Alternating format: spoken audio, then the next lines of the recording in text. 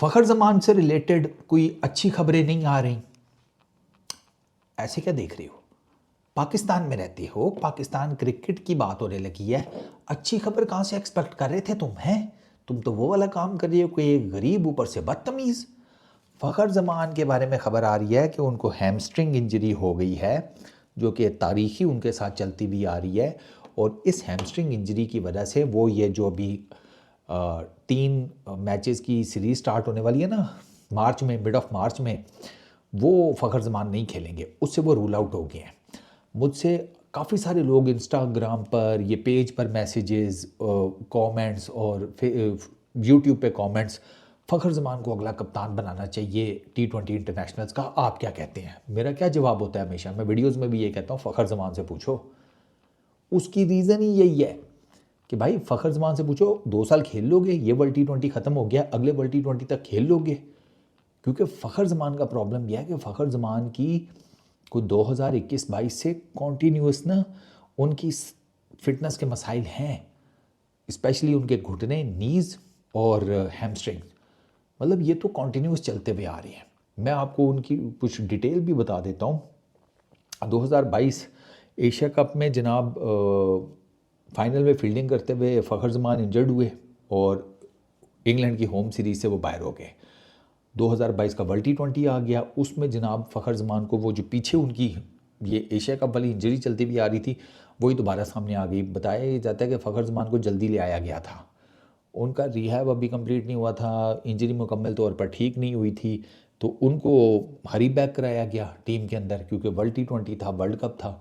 तो वो फ़खर जमान की जनाब नीदरलैंड्स के अगेंस्ट वो जो इंजरी है वो दोबारा से वापस आ गई। उनका घुटना शुटना जो है वो दोबारा से उसका कोई मसला हो गया, ठीक है।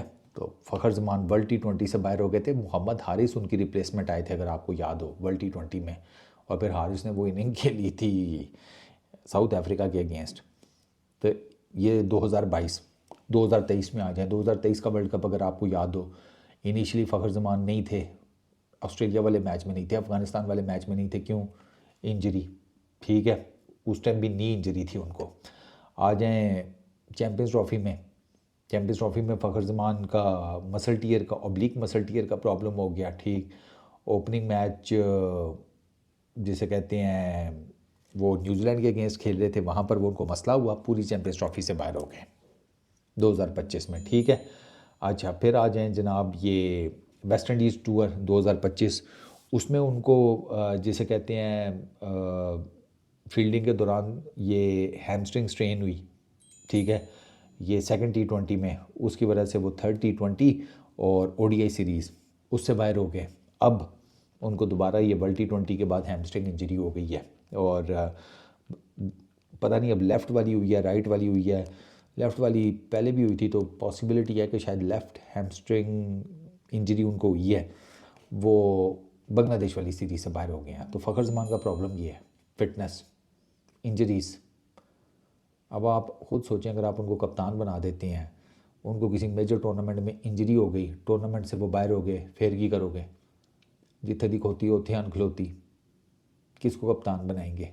कौन उनकी जगह पर कप्तानी करेगा? वाइस कप्तान तो आपकी टीम में शादाब खान है, शादाब खान को तो कप्तानी सवाल ही पैदा नहीं होता। तो फिर अब वाइस कैप्टन आपको चेंज करना पड़ेगा।